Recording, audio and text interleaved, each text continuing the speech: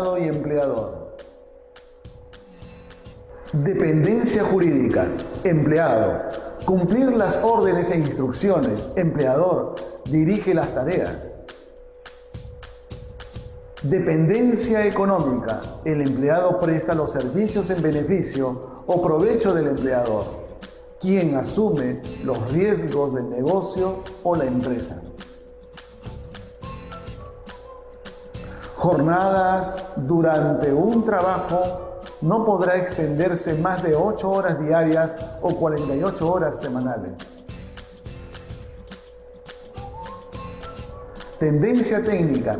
El empleado debe ajustarse a los procedimientos y modalidades de ejecución de sus tareas indicadas por el empleador.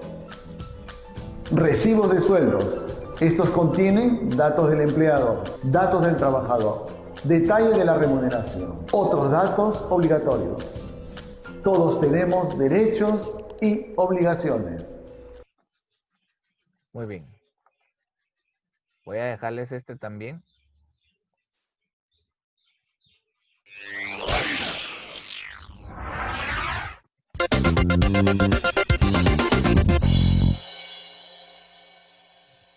Hola, bienvenidos al Derecho y al Revés. Hoy hablaremos de nuestros derechos laborales. ¿Sabes cuáles son los derechos individuales mínimos de un trabajador? Primero, tiene derecho a una remuneración mínima vital fijada periódicamente por el gobierno, teniendo derecho a ella los trabajadores que laboran una jornada ordinaria completa, es decir, 8 horas diarias, o en forma proporcional según la duración de la jornada. A la fecha, la remuneración mínima vital ha sido fijada en 750 soles. Segundo, el trabajador tiene derecho a laborar en una jornada máxima de 8 horas diarias o 48 horas semanales. La ley permite el establecimiento de jornadas atípicas o acumulativas cuando la forma de prestación de las labores lo justifique y se observen los límites antes indicados. Las primeras 2 horas laboradas en exceso se remuneran con una sobretasa de 25% de su labor ordinario. Las siguientes con una sobretasa de 35%. El trabajo en sobretiempo puede compensarse también con periodos equivalentes de descanso. No se encuentran sujetos a jornada máxima los trabajadores que conforman el personal de dirección y aquellos que prestan sus servicios sin estar sujetos a fiscalización superior y a control de su horario de trabajo. Tercero, el trabajador percibe una asignación familiar. Esta asignación se abona al trabajador que acredita tener una familia a su cargo. Su monto mensual equivale al 10% de una remuneración mínima vital, independientemente del número de miembros de la familia. Cuarto, el trabajador tiene derecho a una remuneración por descanso semanal obligatorio. Es decir, los trabajadores tienen derecho a 24 horas consecutivas de descanso en cada semana. Este descanso se gozará preferentemente en día domingo. La remuneración correspondiente a este día es equivalente a la de una jornada ordinaria de trabajo y se abona proporcionalmente al número de días efectivamente trabajados. Los trabajadores que laboren en su día de descanso sin sustituirlo por otro día perciben su remuneración diaria común más una sobretasa del 100%. Los días feriados deben remunerarse en la misma forma que el descanso semanal obligatorio. En quinto lugar, los trabajadores tienen derecho a vacaciones, es decir, a 30 días calendario de descanso por cada año completo de servicios siempre que cumplan con el récord vacacional. La remuneración vacacional se abona al inicio del goce del descanso vacacional y equivale a la que percibiría de continuar trabajando. Si el trabajador labora en el mes asignado para sus vacaciones, sin sustituirlo por otro, ni acordar con el empleador la acumulación del descanso por otro periodo vacacional, tendrá derecho a percibir triple remuneración. La primera por la labor realizada, la segunda por la remuneración ganada y la tercera como indemnización por no haber gozado del descanso. El trabajador que cesa en su empleo antes de haber gozado de su descanso vacacional tiene derecho a que se le abone la parte proporcional de la remuneración vacacional calculada en base a los meses y días laborados en el último año de trabajo. En sexto lugar, el trabajador tiene derecho a percibir gratificaciones. El 15 de julio y el 15 de diciembre de cada año, el trabajador tiene derecho a percibir una remuneración mensual adicional por concepto de gratificación por fiestas patrias y Navidad. Para percibir estas gratificaciones es requisito indispensable que el trabajador se encuentre laborando en la fecha en que deben pagarse. Si el trabajador no laboró durante todo el semestre anterior a cada gratificación, esta se paga de modo proporcional al tiempo trabajado. El trabajador que cesa en su empleo antes de haber cumplido el periodo necesario para percibir la gratificación de manera completa, tiene derecho a que se le abone la parte proporcional de la misma, calculada en base a los meses y días laborados desde el periodo correspondiente al pago de la última gratificación. En séptimo lugar, los trabajadores tienen derecho a participar de las utilidades anuales de la empresa antes de impuestos según la siguiente escala. Para empresas mineras, comercios mayoristas y minoristas y restaurantes, 8%. Para empresas pesqueras, industriales y de telecomunicaciones, 10%. Y para otras actividades, 5%. La participación se distribuye 50% en función de los días laborados por cada trabajador y 50% en proporción a las remuneraciones básicas. En octavo lugar, los trabajadores tienen derecho a percibir una compensación por tiempo de servicios, o CTS, siempre que laboren cuando menos 4 horas diarias. La CTS se devenga desde el primer día de servicios del trabajador y se deposita semestralmente al 15 de mayo y al 15 de noviembre en la institución financiera y en la moneda elegida por el trabajador a razón de media remuneración en cada ocasión. La CTS depositada para los intereses que genere solo podrá ser retirada por el trabajador al cesar en su empleo, salvo el 70% del exceso de 6 remuneraciones brutas mensuales, el mismo que es de su libre disponibilidad y puede ser retirado en cualquier momento. Finalmente, los trabajadores tienen derecho a un seguro de vida. Así, todo trabajador que cumple 4 años de servicio para un mismo empleador tiene derecho a un seguro de vida a cargo de este último. Si el empleador lo desea, puede tomar este seguro antes del vencimiento del plazo de los 4 años. Solo son remuneraciones asegurables las percibidas mensualmente por el trabajador. El monto del beneficio es de 16 remuneraciones en caso de fallecimiento natural y 32 remuneraciones en caso de fallecimiento por accidente o invalidez total o permanente. Seguiremos hablando de derechos laborales en una próxima entrega.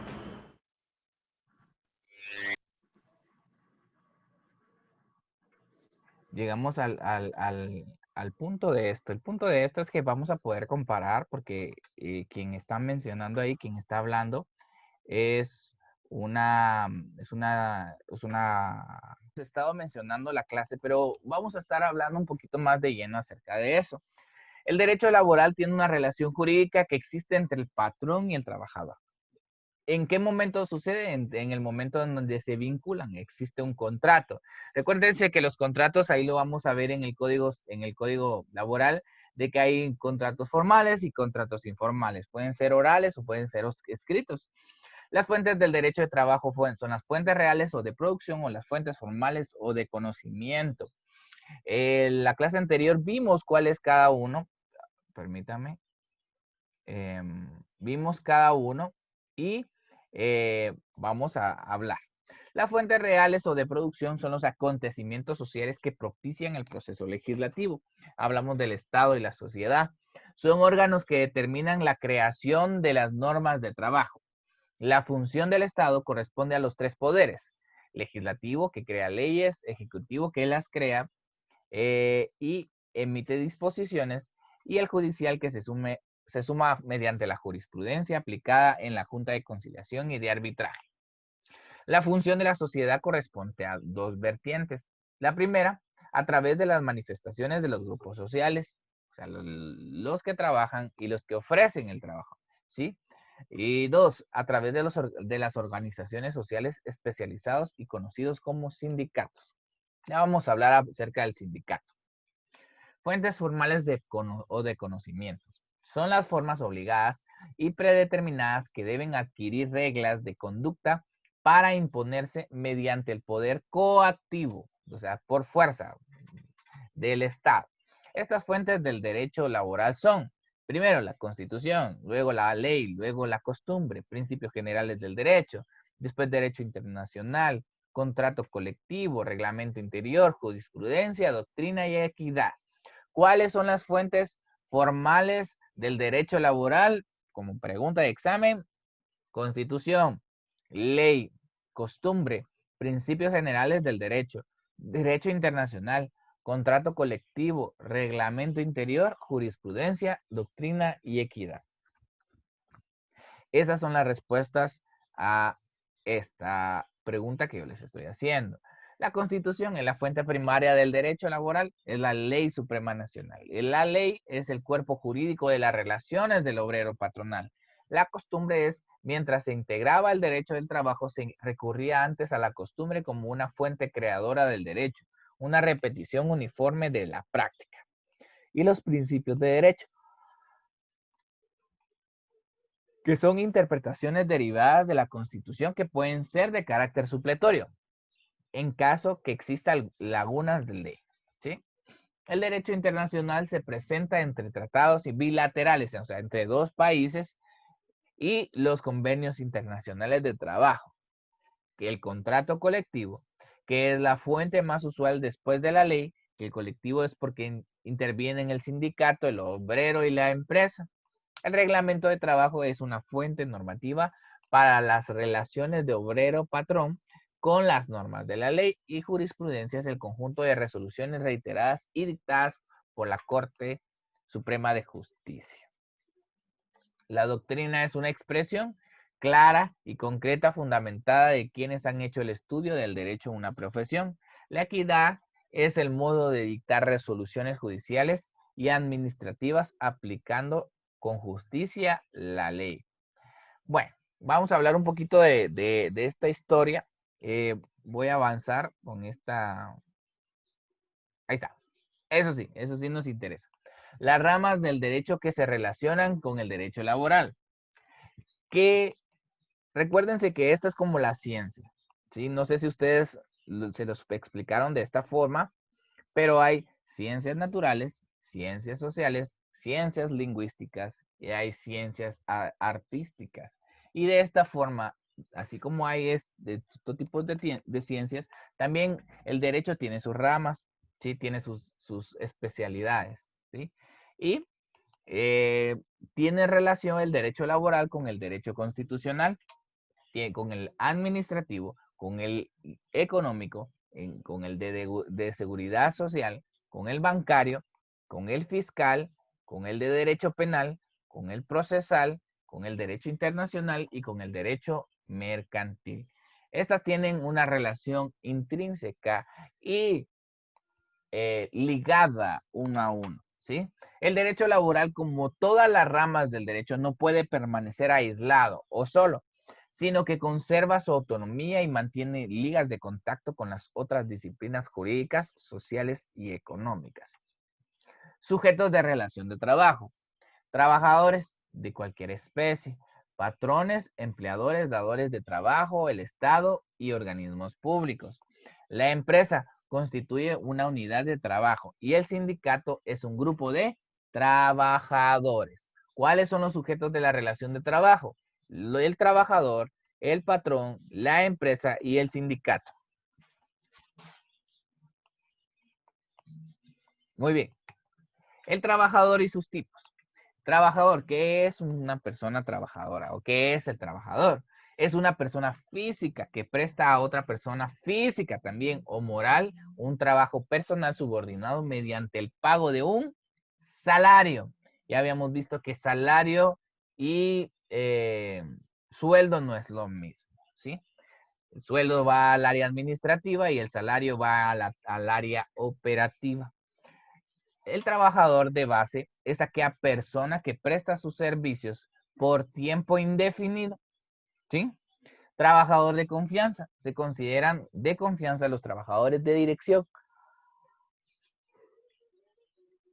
inspección, vigilancia y fiscalización, así como los trabajos personales del patrón dentro del centro de trabajo. ¿Cuáles son los tipos entonces de trabajador? Los trabajadores de base, los trabajadores de confianza, los trabajadores sindicalizados y y la prestación de servicios profesionales.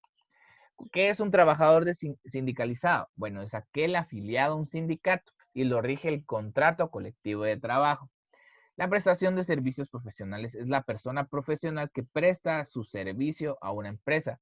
Puede ser contador, puede ser licenciado, puede ser ingeniero, arquitecto, etc. ¿Qué es el patrón? Es la persona física o moral que utiliza los servicios de uno o varios trabajadores. Hay un patrón sustituto, que también es llamado intermediario, y es el que contrata a nombre de y benéfico de otros o otro los servicios del trabajador. El patrón y el intermediario son responsables solidarios, es decir, tienen responsabilidad, ¿sí? Pueden ser representados de esa forma. ¿Qué es una empresa? Es un centro del trabajo para el derecho laboral. Y es la unidad económica de producción y distribución de bienes y servicios. Si no existiría la empresa, no existiría un lugar donde se pudieran distribuir los bienes y servicios. Debe de tener una sede, debe de tener un lugar donde se desarrolle esta actividad, ¿sí? ¿Qué es el establecimiento? Es el lugar anexo a la empresa, sucursal, filial, derivada de la misma organización. ¿Sí? ¿Qué es una relación laboral? Es la prestación de un trabajo personal subordinado a una persona mediante el pago de un salario. ¿Cuáles son las características? Debe de ser personal y no es transferible. O sea, no voy a ir con una persona a pedir el trabajo o un trabajo por mi tío, por mi sobrino, por mi hijo. Es personal. Esta actividad es personal y no es transferible. Yo voy a recibir el contrato, pero mi hijo va a trabajar en lugar mío. No es transferible, ¿sí? Subordinado porque va a depender el trabajador del patrón, ¿sí? Remunerado porque va a recibir un pago. Y adicionalmente sujeto a un horario. Obviamente, si vimos en los videos, podemos darnos cuenta que estamos hablando de un horario de 8 horas diarias o máximo 48 horas a la semana. Entonces, podemos trabajar de esta forma y podemos entender qué es una relación laboral. También la relación de trabajo nace en el preciso momento en que se empieza a prestar los servicios y su duración es el acuerdo, ¿sí? Entonces, todo va a depender y todo inicia desde que se firma un contrato, desde que se dice, ok, yo llego el lunes, pero hasta que no llegue el lunes, todavía no está definido el contrato. Cuando él llega el lunes, entonces empieza su relación de trabajo. Aunque lo que haya dicho antes pudo haber sido cierto, pero pudiste haber firmado un contrato de que ibas a iniciar labores, pero nunca te presentaste. Entonces, nunca se dio una relación de trabajo, ¿sí? Por tiempo indefinido a falta de estipulación expresa, por tiempo fijo. Aquí estamos hablando del tiempo de trabajo, ¿sí? El tiempo de trabajo puede ser indefinido, ¿sí? Que no lo exprese, como por ejemplo, el tiempo, el trabajo general que se realiza, o sea, si ustedes van a pedir trabajo, ese va a ser el tipo de contrato. El tiempo del contrato va a ser indefinido, a menos que sean vacacionistas. Si ustedes son vacacionistas, entonces va a ser por un tiempo fijo y por una obra determinada, solo para las vacaciones y bueno, el otro año los mandamos a llamar. No sé si quién trabajó en las vacaciones y cuando era menor de edad, esto se llamaba por tiempo fijo, ¿sí? Porque había un tiempo determinado en el cual solo iba a durar la relación laboral. ¿Qué es un contrato individual de trabajo? Es aquel que por virtud del cual una persona se obliga a prestar a otra un trabajo personal subordinado mediante el pago de un salario, ¿sí? Contrato por obra determinada. Surge cuando su naturaleza lo exige. Normalmente van encaminados a la industria de la construcción, puentes, caminos, entre otras cosas. El contrato es vigente mientras dure la obra, ¿sí? Esto va a depender mucho de eso. El contrato por tiempo determinado se establece, mire pues, el anterior es por obra determinada, un ejemplo. Si es de una constructora, mientras esté realizando el proyecto. Ahora, por tiempo es diferente. Se establece en forma precisa la fecha de su duración, entendiendo que tiene un inicio y tiene un término. El contrato por tiempo indeterminado, este es el mejor. También llamado indefinido y se conoce como la planta o base y tiene fecha de inicio, pero no de término. Y se presume que es por un tiempo largo. Va a depender del desarrollo, la prestación, la libertad, la buena responsabilidad que tenga el trabajador ante el patrono para poderle seguir contratando o no lo despida muy bueno. Suspensión de las relaciones individuales de trabajo. No, ahí no está diciendo cancelación, ¿verdad? O no dice nulidad, o no dice fin de las relaciones, sino dice suspensión, que es muy diferente. La suspensión tiene por objeto conservar la vida de las relaciones laborales, suspendiendo la relación de forma temporal,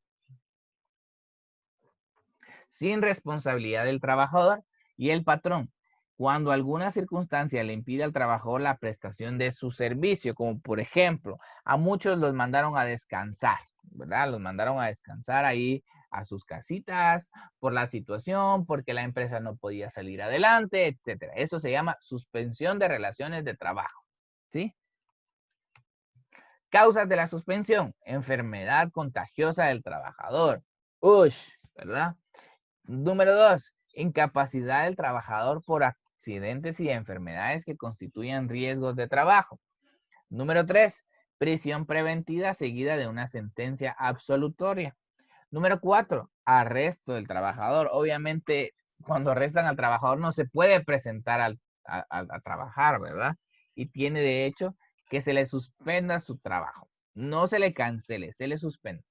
Designación de trabajadores como representantes ante los diferentes organismos estatales. Falta de documentos necesarios para la prestación del trabajo, una acta, una cartilla, un pasaporte, etc. Rescisión, hoy sí, rescisión de las relaciones de trabajo. Es la disolución del trabajo y se da cuando uno de los sujetos incumple gravemente con sus obligaciones contractuales. La rescisión puede ser de dos formas: por renuncia o por despido. No hay de otra, ¿sí? Por renuncia es la manifestación por parte del trabajador en la cual se da a conocer el patrón su voluntad de dar por terminada la relación de trabajo. Aquí la responsabilidad recae únicamente al trabajador. En esta rescisión el patrón no tiene responsabilidad.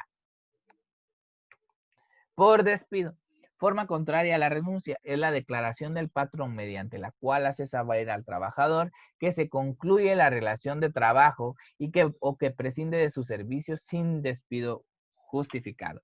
El despido justificado lo contempla en un artículo, lo vamos a ver más adelante, el código, que es cuando el patrón rescinde al trabajador sin que exista causa justificada, haya o no haya incurrido en el cumplimiento de sus obligaciones.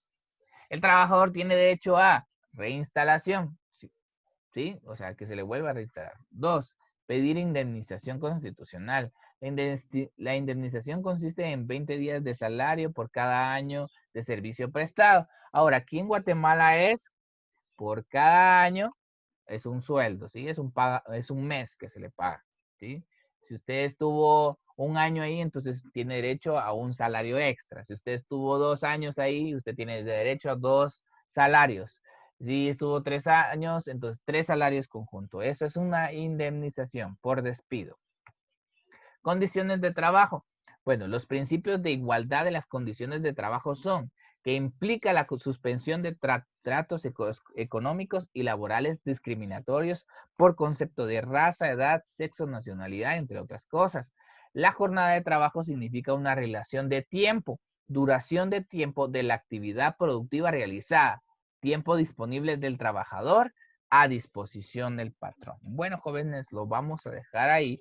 Les voy a pedir que apunten con sus nombres, apellidos y grado, por favor. Y si tienen ustedes alguna duda con el tema que yo he estado hablando, pues con mucho gusto pueden preguntar.